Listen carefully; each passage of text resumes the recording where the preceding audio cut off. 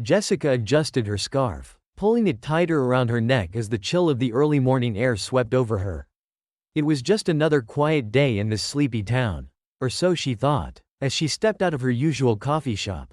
A shiver ran down her spine, a sense of being watched, of something lurking just outside her line of sight, made her heart race. She turned, quickly scanning the area, but the sidewalk was empty.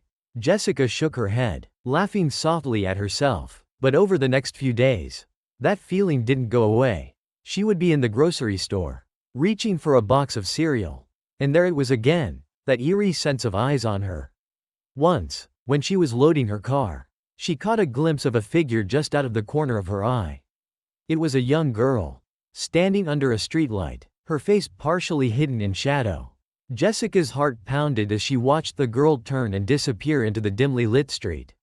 The following day, Jessica couldn't shake the nagging thought of the girl. Why was she there? Why was she always watching Jessica, yet never approaching? She considered telling her husband, Mark, about it, but something held her back. Perhaps it was embarrassment, or maybe it was the fear of sounding ridiculous.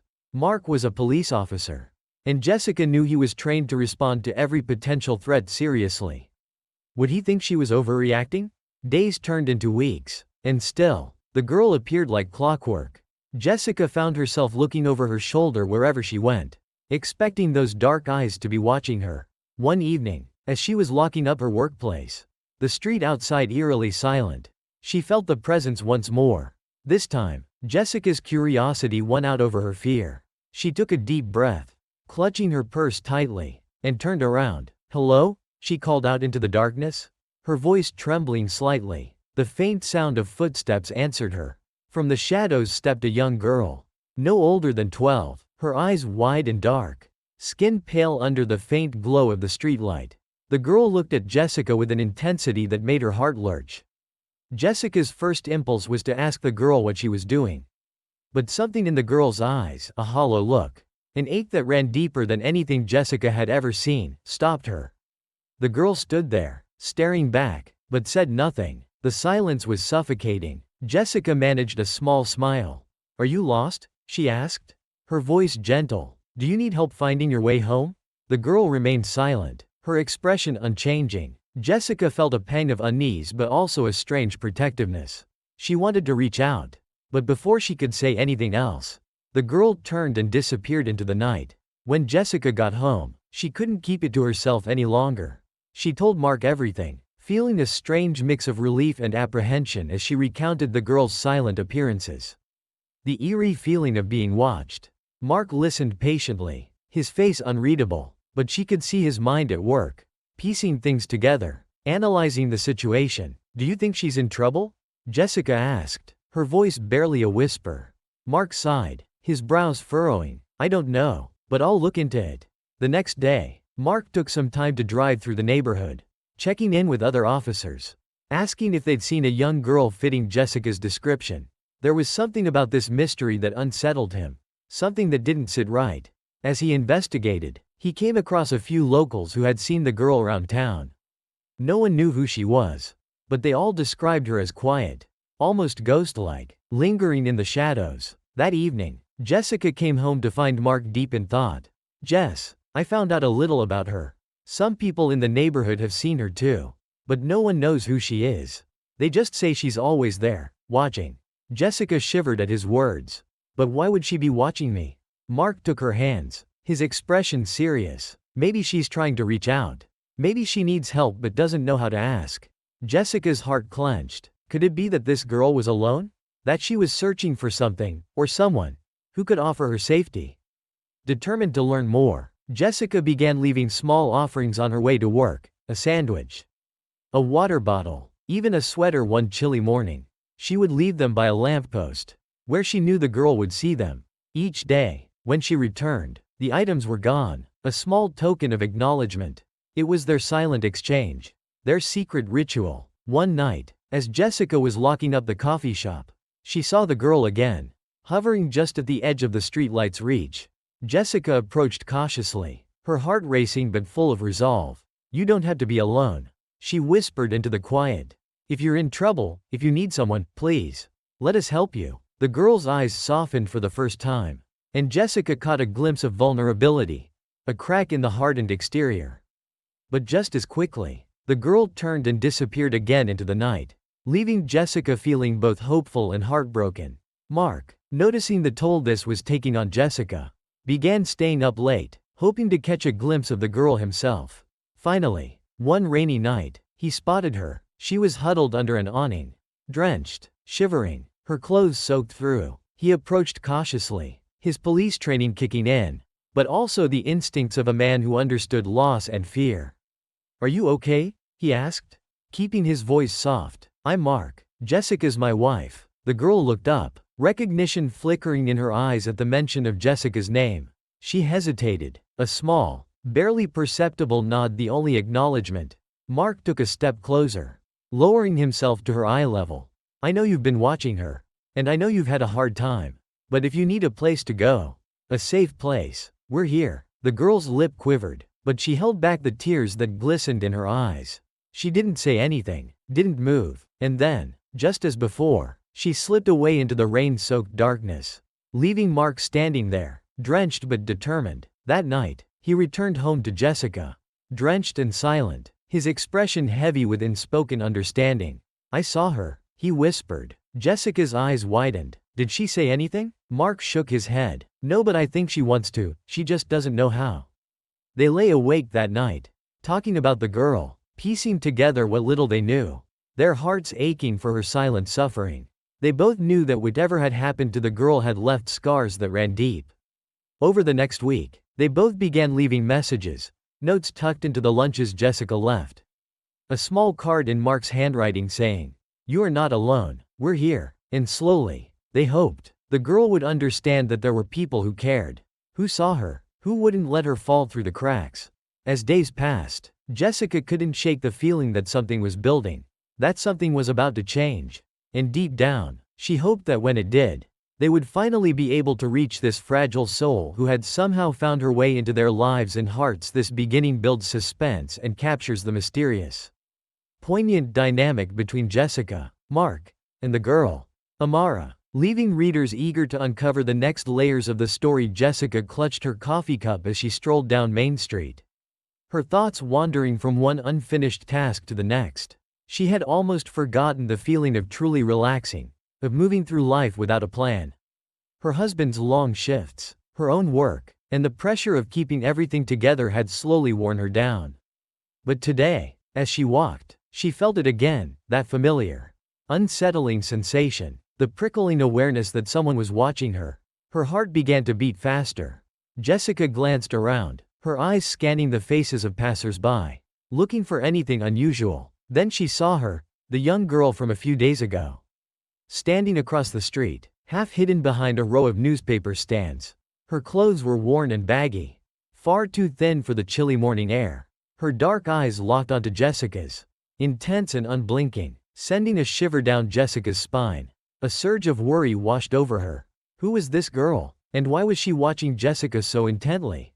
Jessica felt a mix of emotions, curiosity, unease, even a strange pang of protectiveness. But she also felt her mind swirl with fear and questions.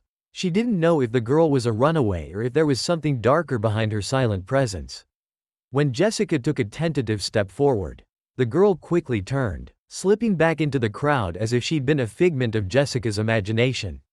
Later that night, Jessica sat at the kitchen table, replaying the events of the day in her mind. She thought about telling Mark, but she hesitated. How could she explain the unnerving feeling of being watched without sounding paranoid? And yet, it wasn't just paranoia, it was something else. Something she couldn't shake. As the days passed, Jessica tried to convince herself that it was just a coincidence. But the girl appeared again and again. She was always nearby, at the grocery store, at the gas station, even outside Jessica's workplace. Each time, the girl lingered just on the edge of visibility. Watching, always watching, yet never approaching. One evening, Jessica arrived at the grocery store just before closing. She stepped out of her car, her mind preoccupied with the shopping list she had scribbled down hastily. But as she approached the entrance, there she was, the girl, standing just a few feet away. Her gaze locked onto Jessica with that same piercing intensity. Jessica's stomach twisted. She took a shaky breath and forced herself to step forward. She opened her mouth to speak, but the words caught in her throat. The girl's face held a mixture of defiance and vulnerability. A silent plea hidden beneath a hardened expression. Are you okay? Jessica finally managed to ask, her voice barely a whisper. The girl didn't answer. She simply looked at Jessica, her eyes searching, almost as if she were trying to find something. Before Jessica could say anything else, the girl turned and walked away, disappearing into the shadows as if she had never been there. Jessica stood there, her heart pounding. There was something so profoundly sad, so haunting in the girl's eyes. She felt a strange pull, an urge to follow, to call out, to bring her back, but she stayed rooted in place, fear mingling with her curiosity that night. As Jessica and Mark sat down for dinner, she decided she couldn't keep this to herself any longer. Mark, she began hesitantly, there's something I need to tell you. He looked up, his face attentive but guarded. What's wrong? Jessica took a deep breath, her fingers tracing the edge of her plate. There's this girl, she's been following me for days now. I see her everywhere I go. She doesn't say anything, but she just stares at me. Mark's eyes narrowed, his protective instincts immediately kicking in. How long has this been happening? A week, maybe longer. Jessica admitted, her voice wavering. I didn't tell you because I wasn't sure. I thought maybe it was just a coincidence. But today, she was outside the grocery store, just watching me. I tried to talk to her, but she walked away. Mark set down his fork, his face a mixture of concern and seriousness. Do you think she's in trouble? I don't know. Jessica's voice softened, but there's something. I don't know how to explain it. She looks like she's been through something. Mark, I think she needs help, but she's too afraid to ask. Mark reached across the table, placing his hand over Jessica's. I'll look into it. Maybe there's a record of a missing girl fitting her description.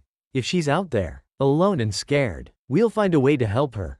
The next day, Mark drove around town, his eyes scanning the streets, alleys, and parks, hoping to catch a glimpse of the girl Jessica had described. He checked with the local police department, asking if any missing persons matched the girl's appearance.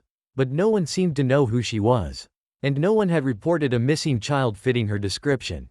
As he continued his patrol, Mark heard from a few shopkeepers and residents who had also noticed the girl lurking around town. One store clerk mentioned that she often came by late at night, watching from afar, but never coming inside. Another resident recalled seeing her near the abandoned playground, sitting alone on a swing, staring up at the stars. Mark's unease grew. Whoever this girl was, she was clearly on her own, and likely without shelter or support. He couldn't shake the feeling that there was more to her story. Something hidden beneath the surface. Something that made her seek out Jessica again and again. Jessica, meanwhile, found herself haunted by thoughts of the girl. She wondered if she had made a mistake, if she should have tried harder to reach out, to bridge the gap between them. In a small attempt to communicate, Jessica began leaving small packages near the places where she'd last seen the girl. She left a peanut butter sandwich wrapped in paper, a bottle of water, and even a blanket, hoping the girl would understand that she wasn't alone. Each day, Jessica returned to find the items gone. She didn't know if the girl had taken them, but she hoped. No. She needed to believe that she had. One night, as Jessica walked home in the dim glow of streetlights, she felt it again, that familiar, unexplainable presence. She stopped in her tracks, heart pounding, and turned slowly. The girl was there, standing a few steps away, partially hidden in the shadows. Jessica's breath hitched, but she forced herself to stay calm. I don't know why you keep following me, she said softly, her voice trembling, but if you need help, I'm here. You don't have to be alone. The girl's expression softened, a glimmer of something vulnerable flashing across her face. But just as quickly, she closed herself off, her face becoming an unreadable mask. Without a word, she turned and disappeared into the darkness, leaving Jessica with a hollow ache in her chest. A week later, Mark finally saw her. It was late, and he was driving home when he noticed a small figure huddled under an awning, trying to escape the pouring rain. Mark slowed his car, his heart aching at the sight of her drenched, shivering form. He parked nearby and approached her carefully, not wanting to scare her. Hey, he called out gently. Are you okay? The girl looked up, her dark eyes wide with recognition. She knew who he was, Jessica's husband. Mark could see the fear, the distrust, but also a faint flicker of hope in her gaze. "I know you've been watching my wife," he said, his voice kind but firm. "And I think you're going through something difficult. If you need a place to stay, if you need help, we're here." The girl looked away, her shoulders hunching as if to shield herself. Mark felt a pang of sadness, a sense of helplessness, but he knew he couldn't push her. She needed to come to them on her terms. "Just know that Jessica and I are here if you ever want to talk." "Okay," he said softly. For a brief moment, the girl met his gaze, and Mark felt a connection, an unspoken understanding that words couldn't capture. She nodded once, a barely perceptible movement, then slipped back into the rain-soaked night, vanishing as quickly as she'd appeared when Mark returned home that night. He found Jessica waiting up for him, her eyes filled with questions. He told her about his encounter with the girl, about her silent nod, about the pain he had seen in her eyes. "She's not ready to come to us," he murmured, "but I think she wants to." Jessica's heart swelled with a mixture of hope and heartbreak. They both knew that helping the girl would be a journey filled with obstacles, that there was a long road ahead.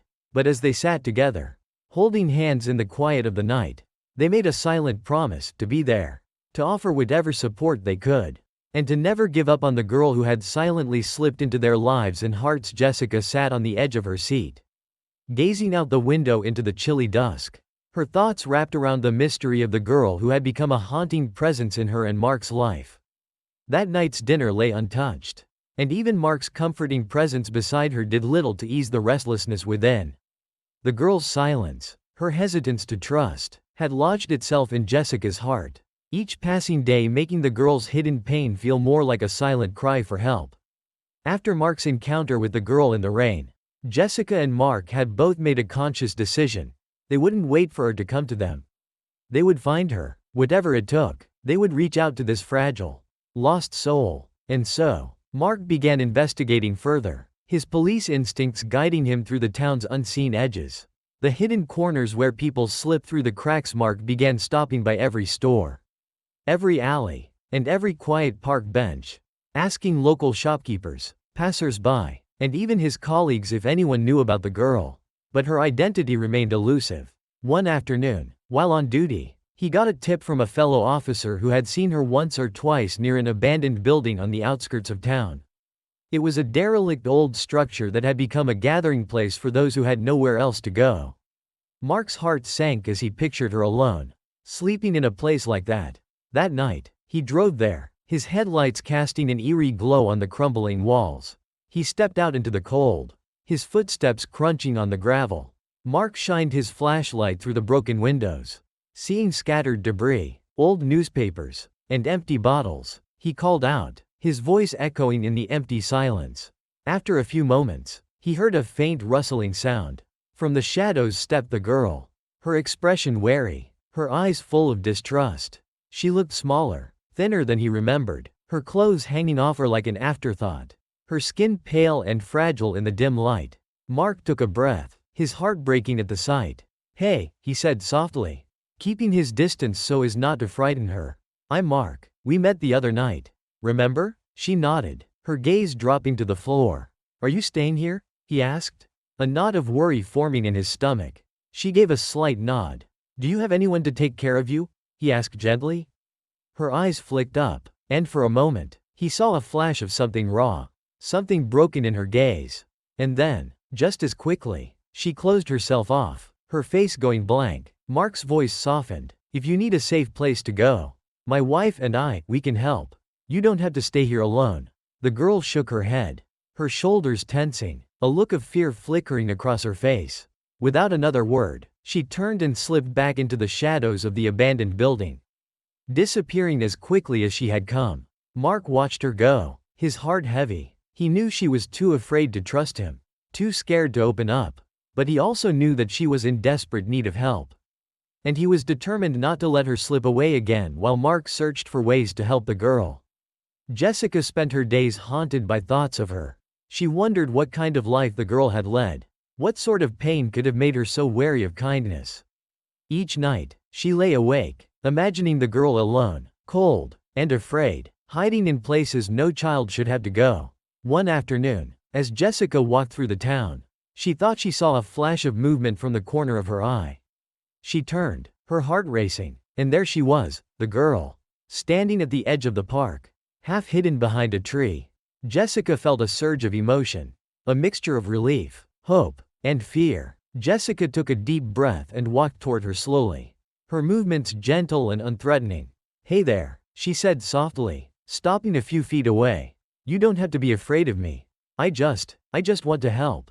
The girl's expression remained guarded, but she didn't move away. Jessica felt encouraged, sensing a small crack in the wall the girl had built around herself. "Do you have a name?" Jessica asked, her voice barely above a whisper. The girl hesitated, her eyes darting around as if she were looking for an escape. But then, in a voice so quiet it was almost a whisper, she answered, "Amara." Jessica felt a surge of warmth at hearing the girl's name. "Amara," she repeated softly. "That's a beautiful name. My name is Jessica. I'm glad I finally got to meet you."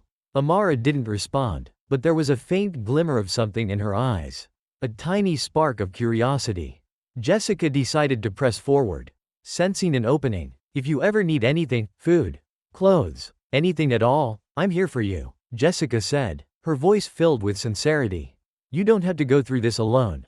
Amara's expression softened, and for a brief moment, Jessica thought she saw a flicker of gratitude.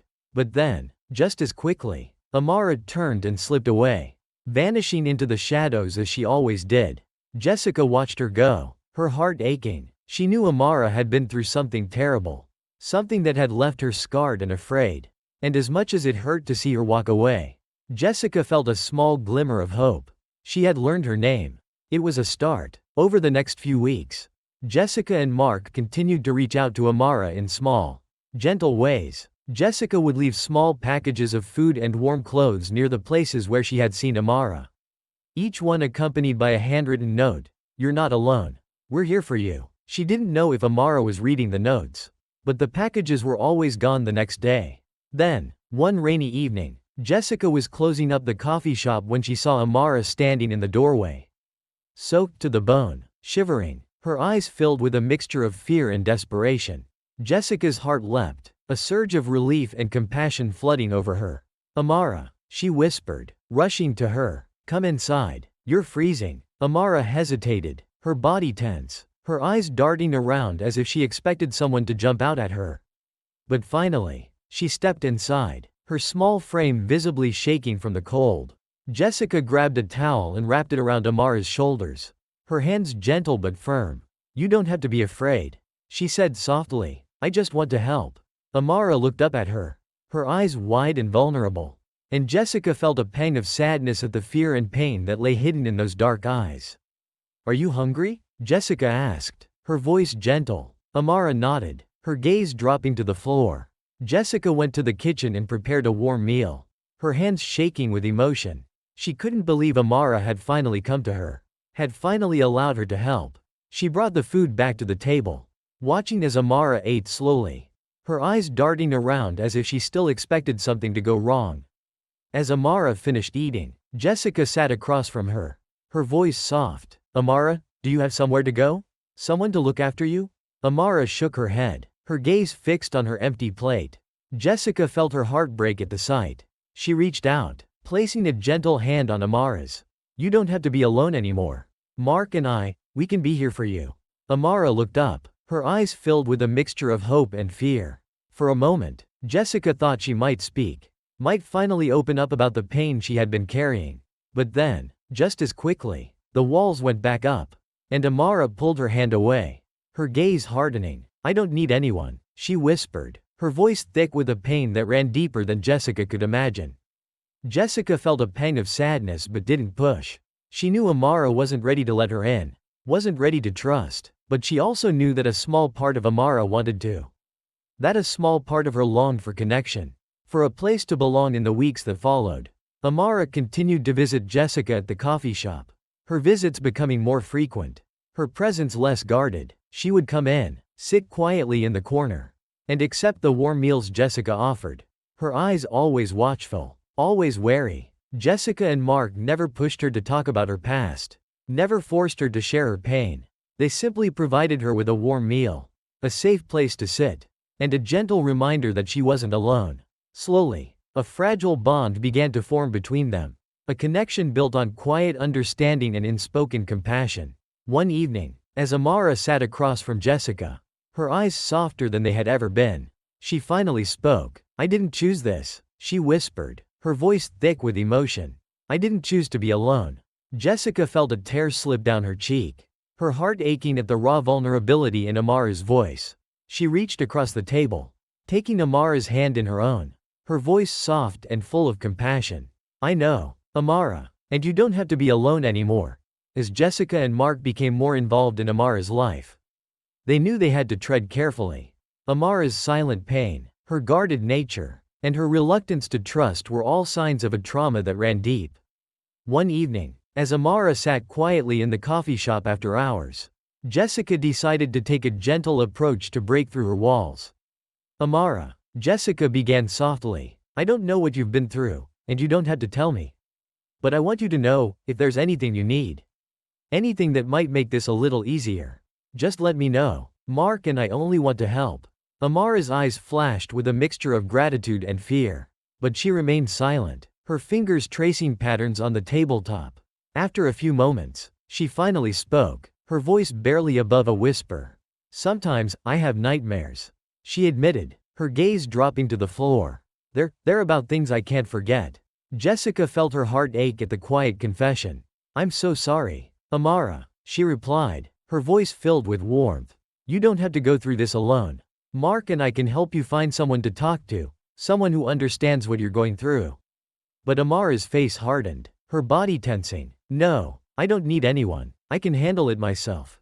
Jessica nodded, not wanting to push her further. "Okay, Amara, just remember, we're here whenever you need us." Amara gave a small, reluctant nod, and Jessica knew that, despite her walls, there was a part of Amara that was starting to trust them, a fragile trust that needed nurturing. While Jessica connected with Amara on a day-to-day basis, Mark kept a quiet watch over her. As a police officer, he had seen many young people come from difficult backgrounds, each one carrying their own burdens. But something about Amara's quiet resilience, her unwillingness to trust, reminded him of the stories he'd heard in the precinct about young kids left to fend for themselves on the streets, forced to grow up too quickly, their innocence eroded by hardship.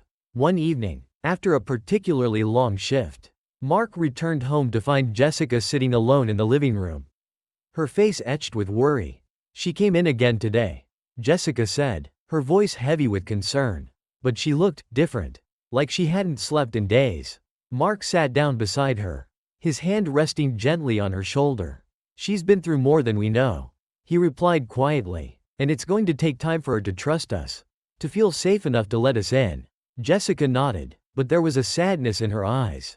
"I just wish we could do more. Mark, she's so young, she deserves so much more than this." Mark reached out, taking her hand in his. "We're doing what we can, Jess. Sometimes, all we can do is show up and be there for her. She'll come to us when she's ready." But despite his calm words, Mark felt a similar sense of urgency. He knew Amara was holding something back, something painful and difficult, and he was determined to protect her, no matter what it took. Late one rainy night, as Jessica was closing up the coffee shop, Amara appeared in the doorway, soaked from head to toe, her eyes wide and frantic. Jessica's heart skipped a beat at the sight of her. This time, Amara didn't wait for an invitation. She stepped inside, her small frame shaking as she wrapped her arms around herself, seeking warmth. "Amara," Jessica whispered, rushing to her. "What's wrong?" Amara's gaze darted around the room, her face pale and haunted. I didn't have anywhere else to go," she stammered, her voice trembling. I thought someone was following me." Jessica's heart clenched at the fear in Amara's voice. She wrapped a blanket around the girl's shoulders and guided her to a chair by the window, her mind racing with questions and concern. "Do you know who it was?" Jessica asked gently, trying to hide her own worry.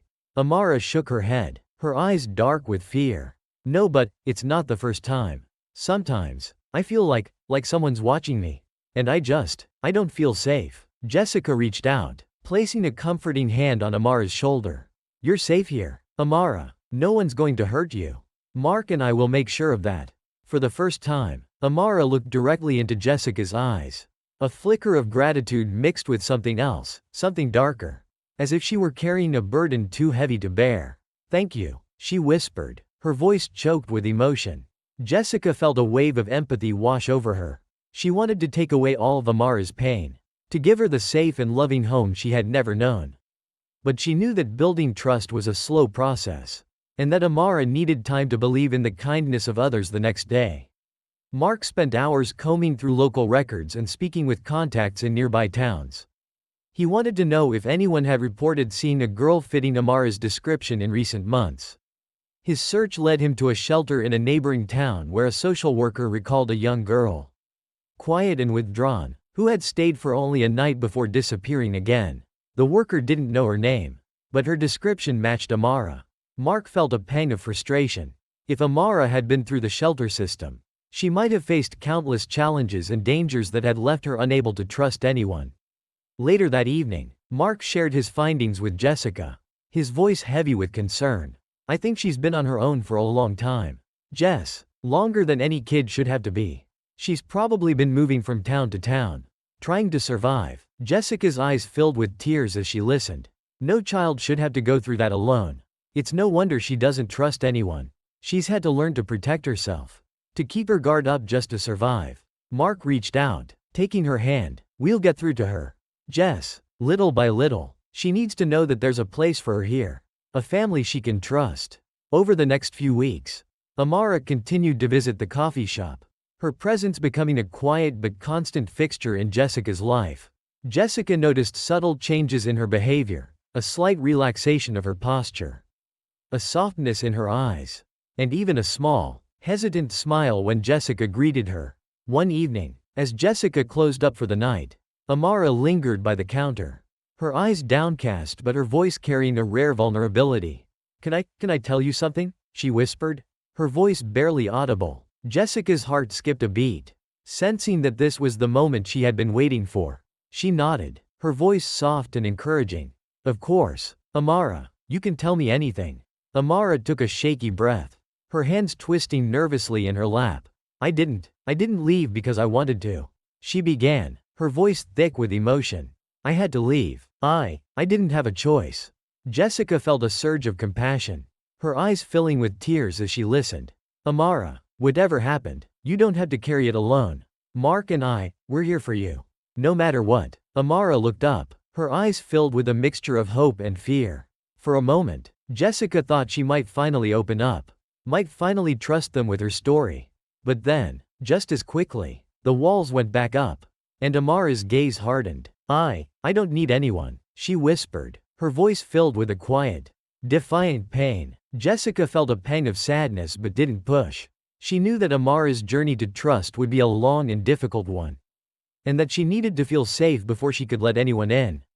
As the days turned into weeks, Amara's visits became more frequent, her guarded demeanor slowly giving way to something softer. She would sit quietly in the corner of the coffee shop, sipping the hot cocoa Jessica made for her, her eyes flickering with a mixture of curiosity and gratitude. Jessica and Mark continued to offer her small gestures of kindness, warm meals, a blanket, and gentle words of encouragement. They never pressed her to talk, never forced her to share more than she was comfortable with. They simply let her know, in their own quiet way, that she wasn't alone. And little by little, Amara's walls began to crumble. One evening, as she sat across from Jessica, she finally opened up, sharing fragments of her past, bits and pieces of a life that had been filled with hardship and loss. "I used to have a family," she whispered, her voice barely audible, but they're gone now. I didn't choose to be alone. I didn't want this." Jessica reached out, taking Amara's hand in her own, her voice filled with compassion. "I'm so sorry, Amara. I can't imagine how hard that must have been. But you don't have to be alone anymore. You have a place here, with us." Amara looked up, her eyes filled with a mixture of hope and uncertainty. For the first time, she allowed herself to believe that maybe, just maybe, she could find a home, a family, and a sense of belonging with Jessica and Mark as winter approached. Jessica and Mark began noticing subtle changes in Amara's routine. She would come to the coffee shop in the early morning and sit quietly by the window, watching the world go by with a distant, almost wistful look in her eyes.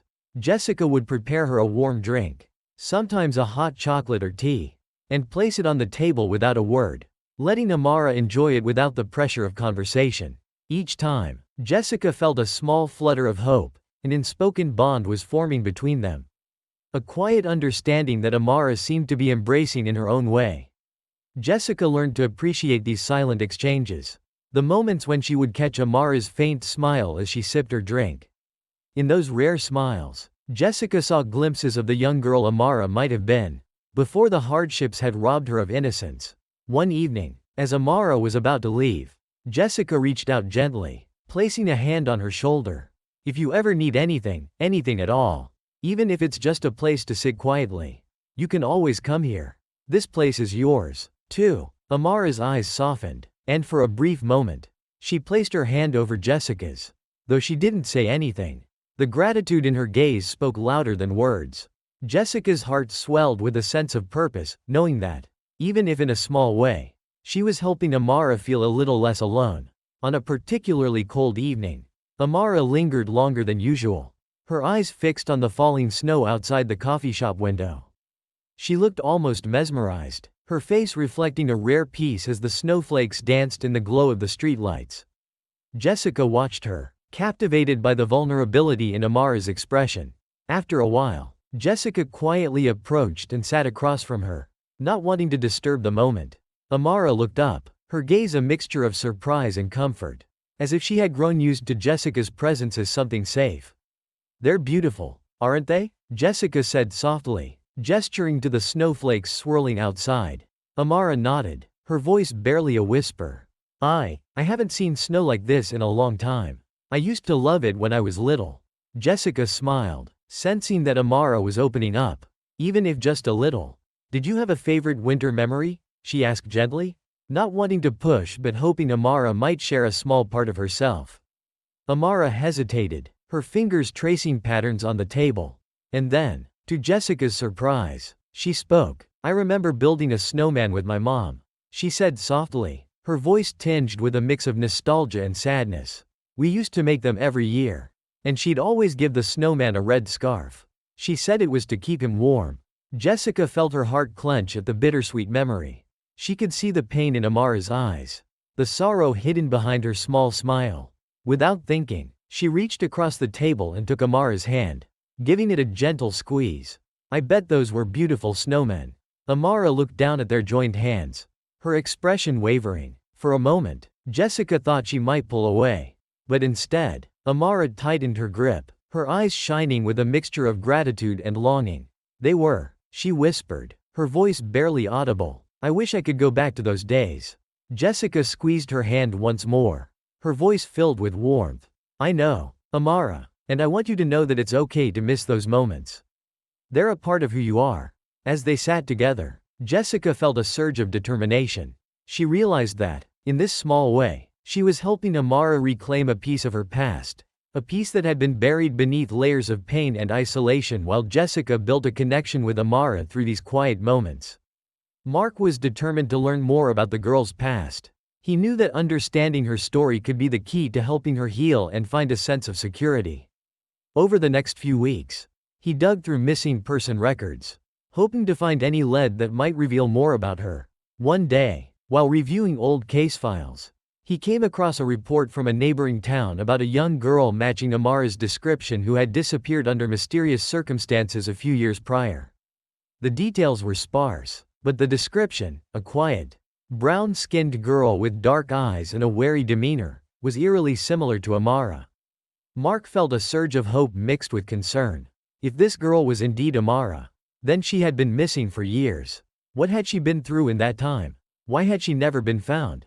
He decided to reach out to a contact at the precinct in that town, hoping to dig deeper into the case and find answers that might help Amara confront her past.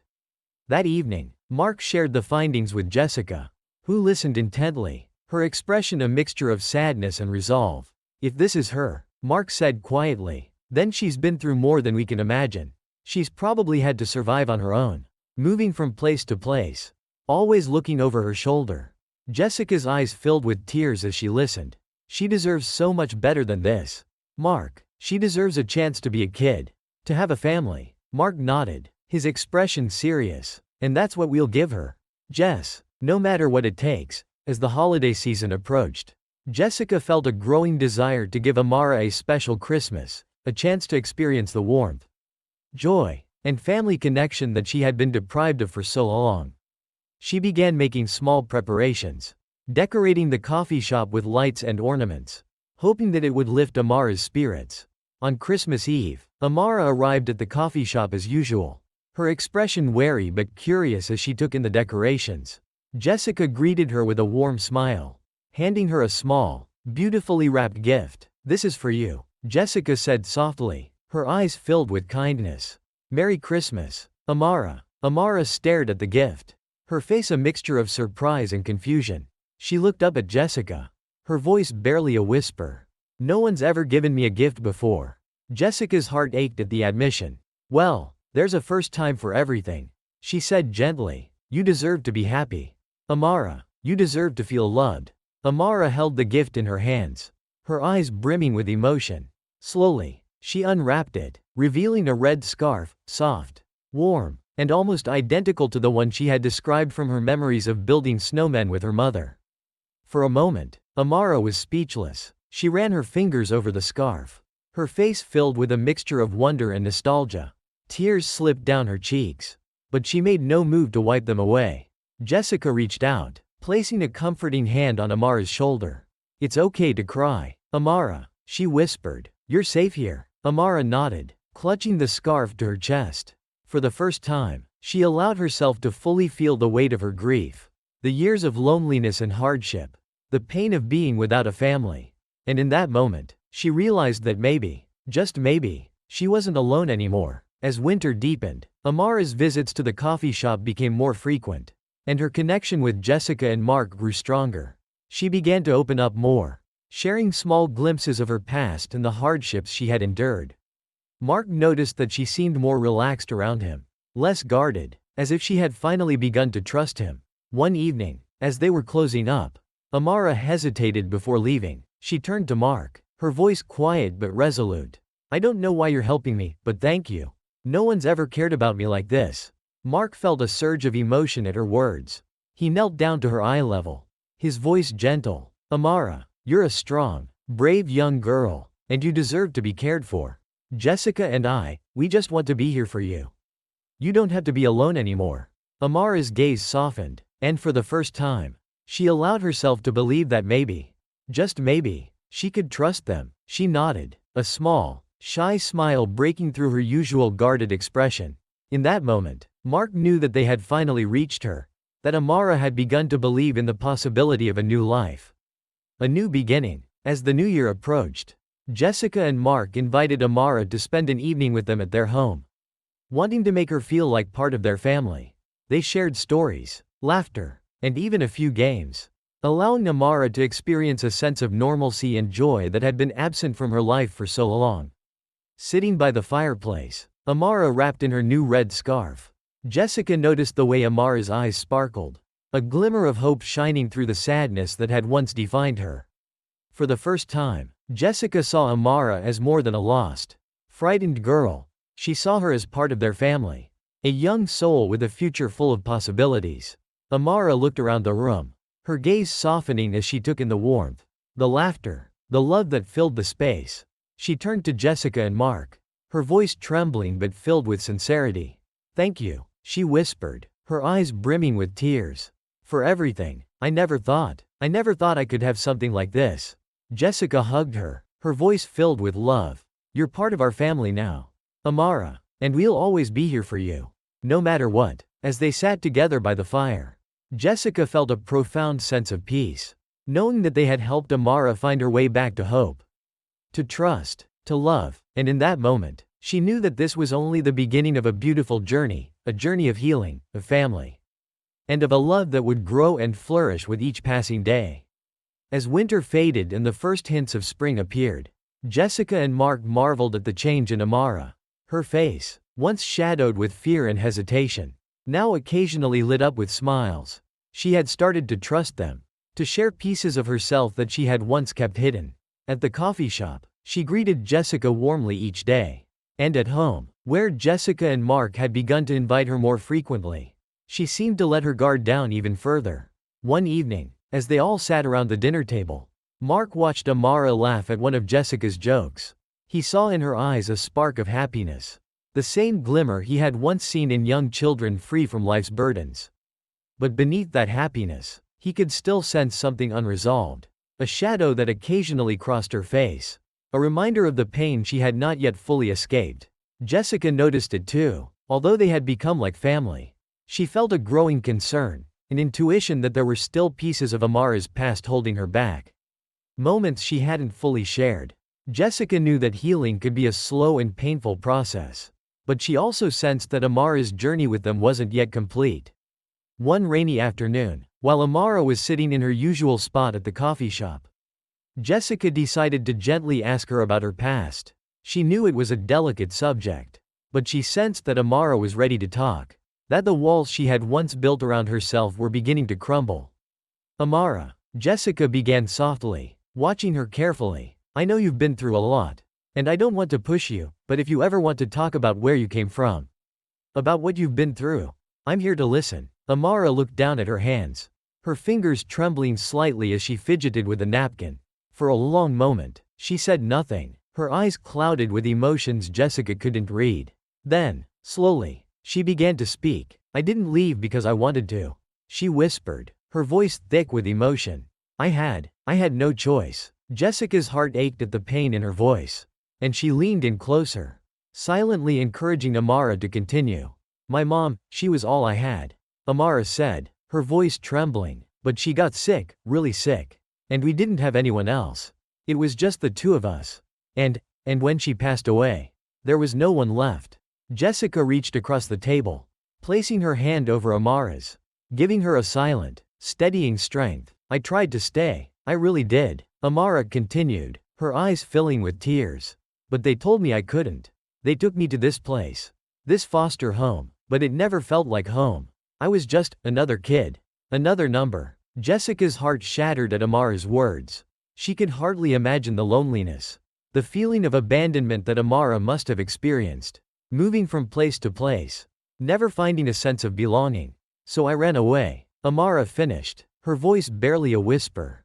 "I ran because I thought I could take care of myself. But it was harder than I thought. I had nowhere to go, no one to turn to, until I found you." Jessica squeezed her hand tightly, her voice filled with warmth and reassurance. "You're not alone anymore, Amara. You have us now. We're here for you, and we're not going anywhere." Amara nodded, wiping a tear from her cheek, and Jessica felt a surge of relief.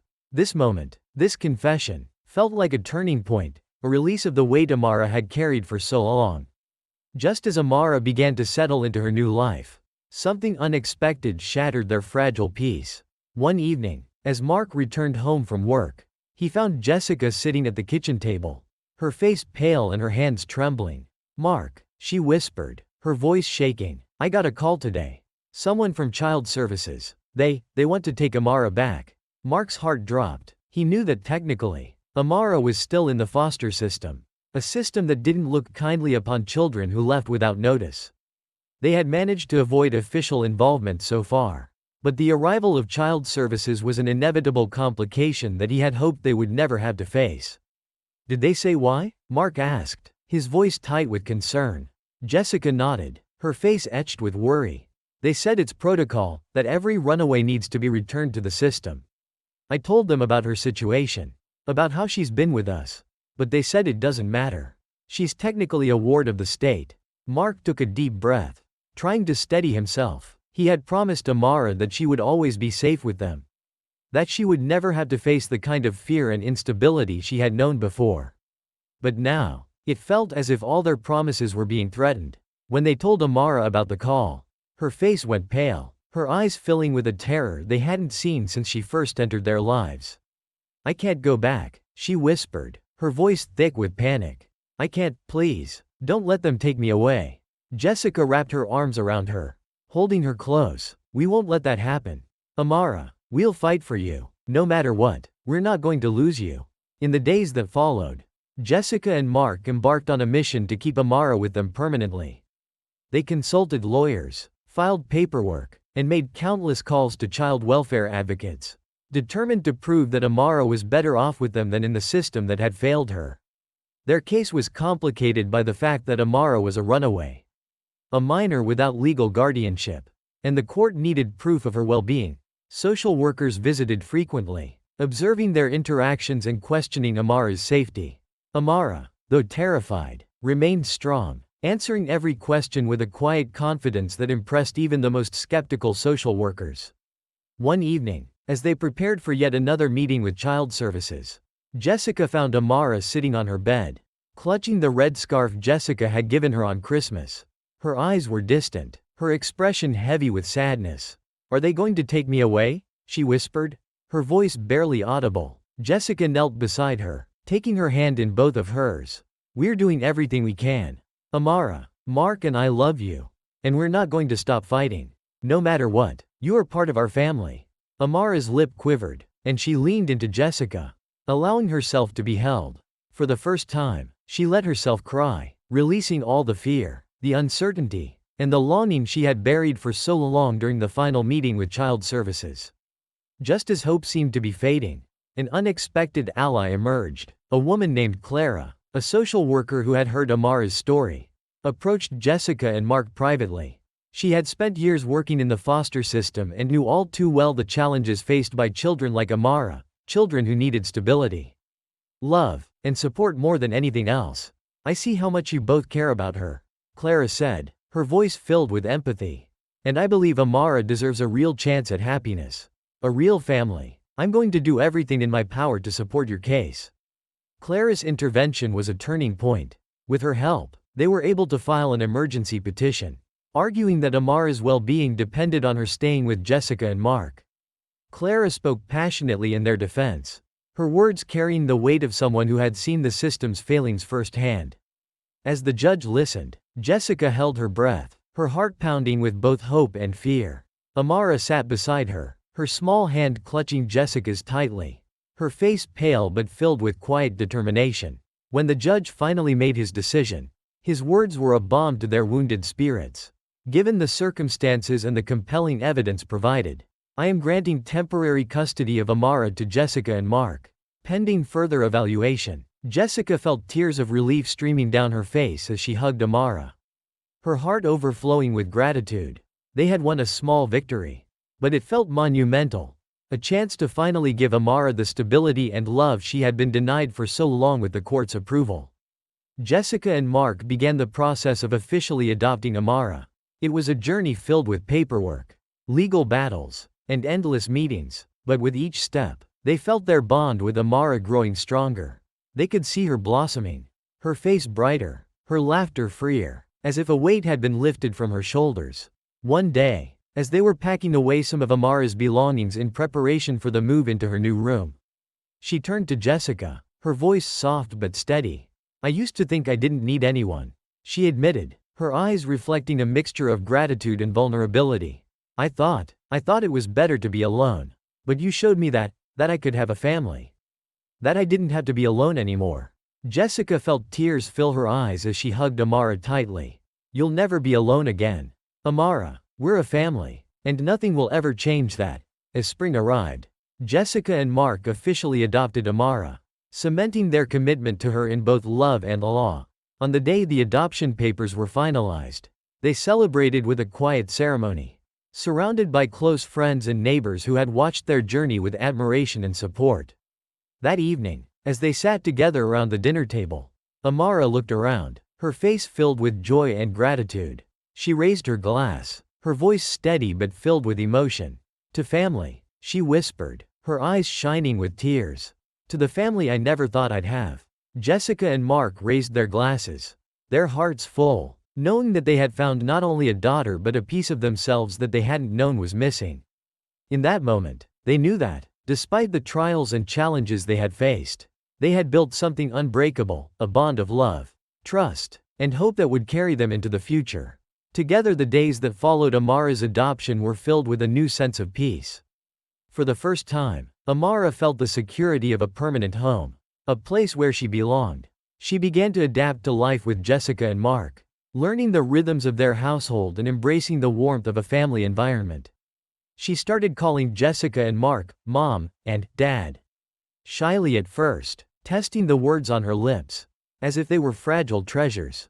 Jessica's heart swelled every time she heard it, and Mark would smile with quiet pride, his hand often resting protectively on Amara's shoulder. In these small gestures and simple routines, they became a true family, each one discovering that love could heal wounds, even those deeply hidden. One weekend, Jessica and Mark surprised Amara with a trip to a nearby park. They brought a picnic basket filled with Amara's favorite treats, a soccer ball, and blankets for lounging in the sun. Watching Amara's face light up as she kicked the ball, her laughter filling the air, Jessica and Mark exchanged a look of pure joy. It was moments like these that made every hardship, every battle worth it. But as Amara settled into her new life, shadows from her past occasionally resurfaced. She began having nightmares, brief flashes of memories she hadn't yet shared, haunting her dreams. Jessica and Mark would often hear her crying out in her sleep, her voice choked with fear. One night, Jessica decided to gently bring it up over breakfast. "Amara," she said softly, placing a comforting hand over hers, "I've noticed that sometimes you have bad dreams. If you ever want to talk about them, I'm here. Mark and I are always here to listen." Amara looked down, her fingers gripping the edge of her plate. For a moment, she seemed unsure, her expression a mix of fear and vulnerability. But then she took a deep breath, as if gathering strength. "It's about my mom," she whispered, "and the times after she was gone. I remember the shelters, the people. Sometimes I remember the places I had to stay. They weren't always safe." Jessica's heart ached at her words, and she reached across the table, gently squeezing Amara's hand. "You don't have to relive any of that alone, sweetheart. We're here to help you, to make sure you never have to feel that kind of fear again." Amara nodded, her voice barely above a whisper. "Thank you. I'm trying to let go. But sometimes, the memories feel so real." Mark leaned forward, his gaze filled with love and reassurance. "Healing takes time, Amara. There's no rush. We're here, every step of the way." Amara managed a small smile, her eyes filled with gratitude. "I know, and that makes all the difference." One of the biggest steps in Amara's new life was returning to school. While she had been bright and eager to learn, her years on the streets had left gaps in her education, and the thought of joining a new school filled her with anxiety. Jessica and Mark reassured her, helping her pick out new school supplies and practicing with her at home to boost her confidence. Despite their encouragement, however, Amara's first few days were difficult. She felt like an outsider, the other kids' stares making her feel self-conscious and unsure. One afternoon, she came home from school, her face clouded with disappointment. Jessica noticed the sadness in her eyes and asked gently, "How was your day, sweetie?" Amara shrugged, her voice quiet. "It was okay. I don't fit in." Jessica felt a pang of sympathy, knowing how hard it was to feel accepted. "You will, Amara. Sometimes, it just takes a little time for people to see who you really are. And anyone who doesn't see that right away isn't worth worrying about." Mark chimed in with a gentle smile. "Trust me, Amara, the right friends will come along. And when they do, you'll know they're real friends because they'll accept you just the way you are." A few weeks later, Amara's resilience and kindness began to shine through. She met a girl named Lily, who shared her love for reading and animals. And slowly, a friendship blossomed. Amara found herself laughing and sharing stories with Lily, experiencing the joy of true friendship for the first time in years. With each day, she felt herself growing stronger, more confident, and more rooted in her new life. One day, as Jessica was helping Amara with her homework, a knock came at the door. Jessica opened it to find a woman standing on the porch, her face tired but kind, her eyes filled with a blend of anxiety and hope. She introduced herself as Mrs. Davis, one of the social workers who had once taken care of Amara before she ran away. "I came to see how she's doing," Mrs. Davis said, her voice soft. "I used to worry about her every day, wondering if she was safe, wondering if she'd found a family." Jessica invited her in, and when Amara saw her, her expression shifted from surprise to uncertainty. Mrs. Davis gave her a gentle smile, her voice warm and filled with sincerity. "You've grown so much, Amara. I'm so glad to see you happy." Amara looked down, her fingers nervously fidgeting with the edge of her sweater. I didn't think anyone remembered me from those days. Oh, we remembered, Mrs. Davis replied. I want you to know that. Even when things felt dark, you were never forgotten. And now, seeing you here, with people who care about you, it makes me happy. Amara's eyes filled with tears. And she gave Mrs. Davis a small, grateful smile. Thank you. I'm glad you came. It helps to know that someone cared. As Mrs. Davis left, Jessica and Mark watched Amara's face soften. A weight seemingly lifted from her shoulders. This brief reunion had given her something invaluable, a sense of closure. A reminder that she had been seen. That her pain had not gone unnoticed. As summer approached, Jessica and Mark planned a small celebration to mark Amara's adoption and her first year with them. They invited neighbors, close friends, and even a few of Amara's new friends from school. They decorated the backyard with string lights and set up a picnic with all of Amara's favorite foods. As the sun set and the evening lights twinkled, Amara looked around, her heart swelling with joy and gratitude. She realized that, for the first time, she felt safe, accepted, and truly at home. After dinner, Jessica took Amara's hand and led her to the center of the gathering. With Mark by her side, Jessica spoke, her voice filled with love and pride. Amara, this past year, you've shown us what courage looks like. You've taught us resilience, kindness, and the power of hope. We're so proud to call you our daughter. And we can't wait to see the incredible person you'll continue to become. Amara's eyes shimmered with tears, and she hugged Jessica and Mark tightly, her heart full to the brim with love. Thank you, she whispered, for everything, for loving me. The guests cheered, clinking glasses and toasting to family, to friendship, and to the future. Amara felt a deep sense of belonging, a feeling she had never known before. This was her family, her home, her life, and she was finally at peace in the days that followed. Amara continued to flourish. She joined the school's reading club, began volunteering with Jessica at local events, and started dreaming about her future. She wanted to make a difference, to give back to those who, like her, had faced hardships and needed someone to believe in them. One evening, as they sat together on the porch, Jessica asked her, "Have you thought about what you'd like to do someday?" Amara looked out at the setting sun, her face thoughtful. I think I'd like to help kids like me. Kids who feel lost, who don't have anyone to turn to. I want them to know they're not alone, that they can have a future, too." Jessica's eyes filled with pride. "You would be amazing at that. Amara, you have so much strength, so much compassion. Whatever you choose to do, we'll be here to support you every step of the way." Amara smiled, her heart brimming with hope and gratitude. She knew her journey had been filled with pain, but it had also led her to the people who had given her a new beginning, a family, and a future. And for the first time, she felt ready to face whatever lay ahead, knowing she had the love and support of Jessica and Mark by her side. As they watched the sun dip below the horizon, Amara felt a sense of peace settle over her, a quiet strength that came from knowing she was finally home. This was her new beginning,